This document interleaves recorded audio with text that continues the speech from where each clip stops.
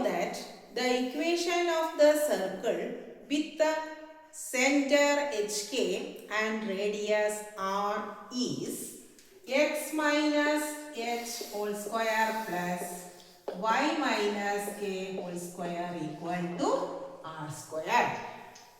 Here we have to find the equation of the circle with the center 2, 3 and radius 5 units. So the equation is x minus 2 whole square plus y minus 3 whole square equal to 5 square, that is 25. It is of the form a minus b whole square. X square minus 2 into x into 2. That is minus 4x. 2 square is 4. Here you have y square minus 2 into y into 3. 6y plus 3 square is 9 equal to 25.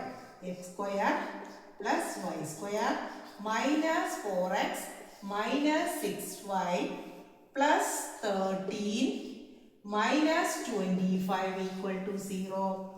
X square plus y square minus 4x minus 6y minus 12 equal to 0. Okay, thank you.